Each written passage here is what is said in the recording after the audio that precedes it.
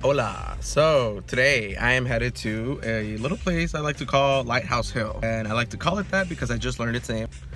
It's located in Staten Island. I don't know much about Staten Island. I figured, why ever not? Let's go give Staten Island a chance.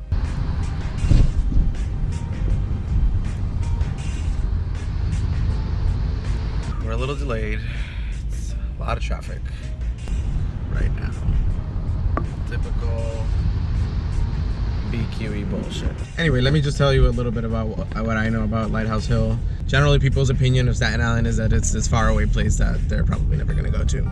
Back in the day, that kind of mindset was the one that shaped how people thought about Staten Island. Staten Island was this place where, you know, it was just farms and wealthy New Yorkers would have estates over there. The neighborhood, Lighthouse Hill, it wasn't always known as Lighthouse Hill, it was known as Richmond Hill. But then, of course, there is an actual Richmond Hill in Queens, so there's that. And then also, in that very area, they constructed a lighthouse in 1912. And so they changed the name of the neighborhood to Lighthouse Hill. Very tiny, but it does have the La Tourette Park. It's a park composed of trails and also a golf course or two. It's huge.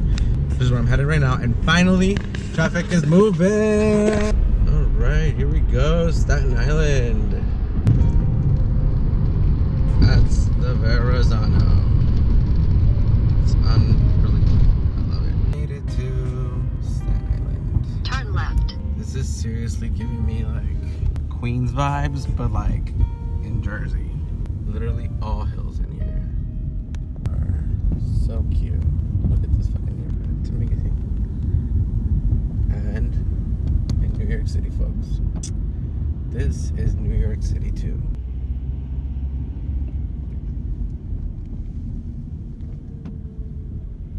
Okay, so that is the La Tourette house. Well, this particular park is pretty big, and it has quite a number of trails. So I'm gonna see if maybe I can squeeze in one or two, or just one. Not get crazy now. Okay, so I just came out of the La Tourette house. Apparently you can't film inside like historic landmarks or whatever. So yeah, but anyway, I did get some information. And actually there is a trailhead just behind the parking lot. This is actually one of the first few farms that was ever kind of constructed in this part of Staten Island. It was built by a guy named David La Tourette. And so yes, now it's been repurposed as like a golf clubhouse. Goodbye La Tourette farmhouse, golf club, whatever you are. He said behind the parking lot. I'm hoping he means here. Oh, there it is. Authorized personnel only, so not here. Ta frío, mano, te cuento que ta. Is it here? Oh, maybe it is, look. When hiking, please wear light colored clothing with long sleeves and pants. And tuck in, oh god, ticks. I'm gonna be careful not to get touched by ticks, but let's do this. Oh, shit. Everything's kind of quite marshy, given that I think it snowed last night. Trees and trees and trees, as far as the eye can see. I better focus on the fucking road because I'm tripping and shit. This trail that I'm going to right now is part of La Tourette Park. And La Tourette Park is, well, it's part of like a larger chain of parks that is in the middle of Staten Island. And it's called the Greenbelt, Staten Island Greenbelt. I love how tranquil everything is. I just feel like like I went out of state for this hike. Of course, I just started the trail like literally 5 fucking minutes ago, so I'm right here. If I take the red, I'm gonna have to go all the way up here and around the park. But if I take the blue, it'll lead me back around through a small portion of the parking lot. So, blue it is. This is great because we're actually gonna get to see not just portions of the La Tourette Park, but portions of the La Tourette golf course. Yeah, I've never been on a golf course because I'm poor. No, but seriously, I've never been on a golf course. Well, as I said, Staten Island in the 1800s was just really like farm property, huge tracts of land given to very few families. And so David and Anne La Tourette first got established here in 1830, and they set up their little farmhouse over there, and they own much of the surrounding area, including the park. Anyway, the farm was in family hands until like the 1920s. That's when the family sold it to the city of New York, and then the city of New York transferred it to the Parks Department, and now it is one giant park in the middle of the borough. I imagine this must be a lot busier in the summer anyway, when there's actually good enough weather to golf. Not gonna lie, it's a little eerie to be literally all alone here. I didn't walk in expecting to be all alone. Sort of expected to find someone, you know, along the trail at some point. But oh, it's just me. Okay, we're approaching a second. Oh shit! Oh my god, yo, what? Fucking fell in that shit. Oh, scared the fuck out of me. Oh my god, no, that's not a tick. I mean, yeah, this is all just more and more golf course and more parks.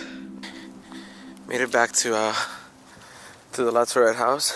So yeah, this is Lighthouse Park, at least a portion next to Lighthouse Hill. I think I've seen all I wanted to see of this park for today. Been here a good hour now, so huge park. Definitely not meant to be seen all in one day. All right, well, that was that. Later, Lighthouse. Let's go check out the rest of the neighborhood. So we're gonna head to this war memorial called the Egbertville War Memorial, and that's pretty difficult to say. So I hope it's a little less challenging to find. Let's go War Memorial. I have to say, I'm like totally surprised by the way this whole neighborhood is shaped and feels, and I don't know. I expected it to be a lot more suburban, but it's really more, it has like a very rural character. I feel like I'm in like a small town somewhere, and yet it has the hallmarks and makings of a neighborhood in a large city. Your destination is on the left. Okay, I heard you. Okay, let's go to the War Memorial. Now here, where could it be? Is that it? I wouldn't be surprised. These things tend to be so small. This ain't it though. This ain't it. Oh, I think I see it now. Okay, so it's a memorial for the Korean War and for World War II. It's kind of small and kind of in a random place here. It's literally this intersection of 3 different roads. But okay, let's see what it says in the back. This monument is dedicated to the men of Egbertville, Staten Island, New York, who served in the the First World War and World War II. So I'm guessing this is a neighborhood of, with a historical tradition of people having ties to the military and paying service. So, cute little memorial.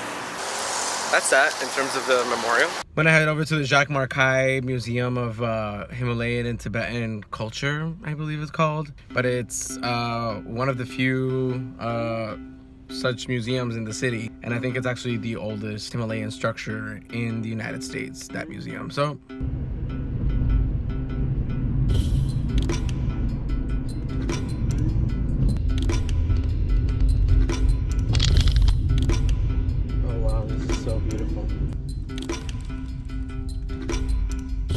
park here too, fuck that.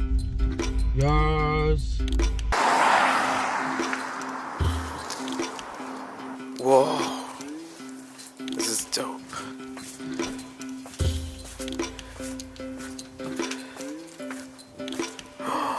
Oh my god.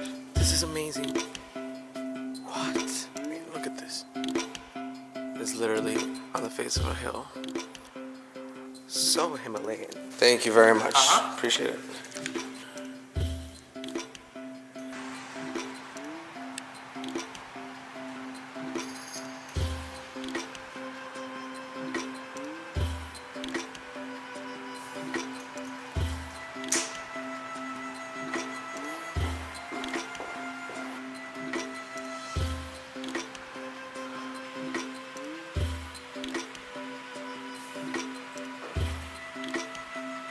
So I'm literally like on top of this little terrace out here, and it looks out into the rest of the neighborhood, which again, very, very woodsy.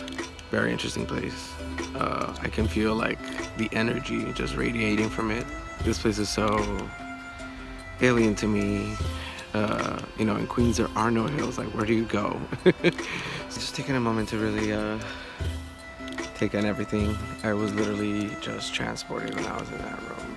Just being here and like having like this architecture and this building with all this like all these artifacts and here in Staten Island is so weird to me right now. That's what kind of makes like this whole thing fun. Even though you thought you knew your city, you really don't. And there's so much for you to like explore.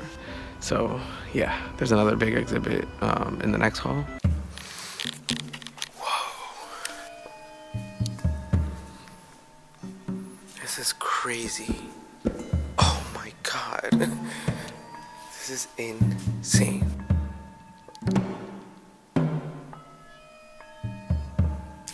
I've never seen such a collection of Buddhist or Himalayan or Tibetan, you know, art. This is amazing. And then there's the other one.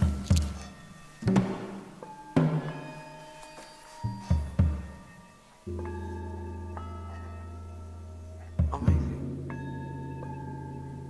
This is so detailed. Art of Nepal. Ooh, supposed to be like the Himalayas. Traditionally, the deity who resides at the center of a shrine is a primary figure of devotion. For many shrines, including the shrine replicated here, the central deity is the Shakyamuni Buddha, the historical Buddha. When entering the space, a practitioner should lay eyes upon the central deity. There's so many of them. And so many of them, well, like, from what I've seen, like, so many of them have, like similar names.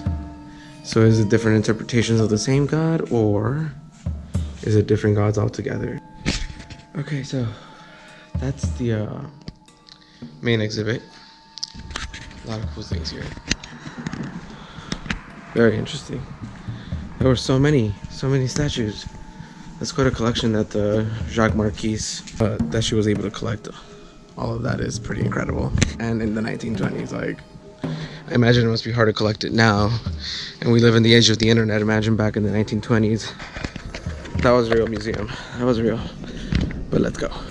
So I'm walking now towards the lighthouse. But I can see the lighthouse now. Okay. We're here. Oh, I see. Okay, so the lighthouse is up there, up that little road. This looks to be part of a house.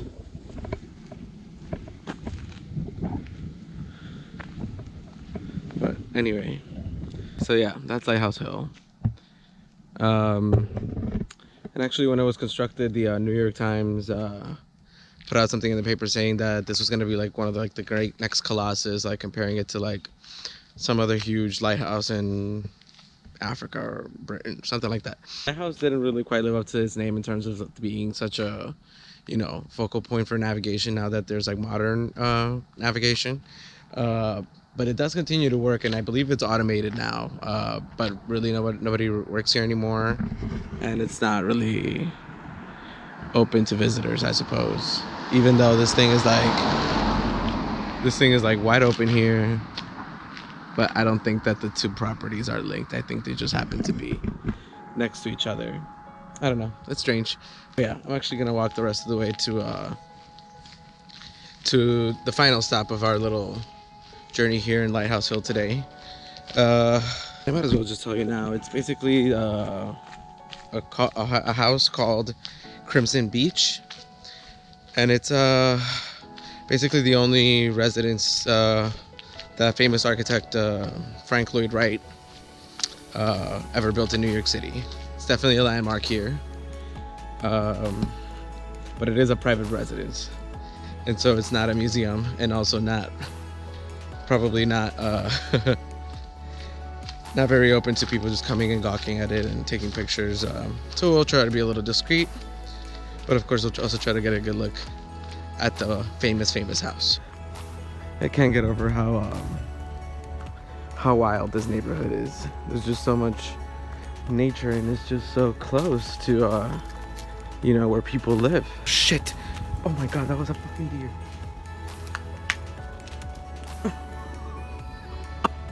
my god, okay. Well, that doesn't happen in Queens, so yikes. But this is the house. The Crimson Beach. And it is magnificent.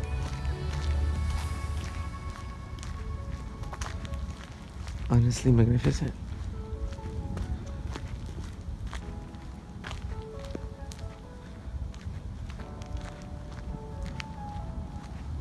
Oh my god, that was beautiful. Okay, so that kind of crimson house we just passed, that's the Crimson Beach. And again, it's owned by a family now, and we got our picture, we got our video, we saw it. It was amazing. But you know, I think it's also proper to give privacy where it's due, so we'll leave them alone.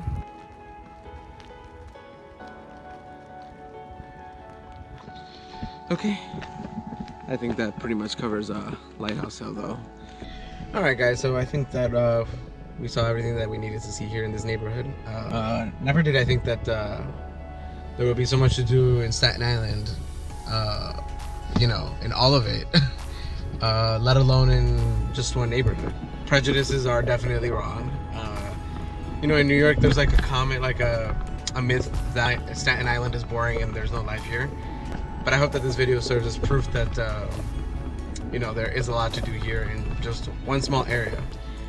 So I guess I'll see you guys around in the next one. And with that, I'll leave you guys with some footage of what I saw on my drive around this amazing, beautiful neighborhood. See you guys next time. Bye.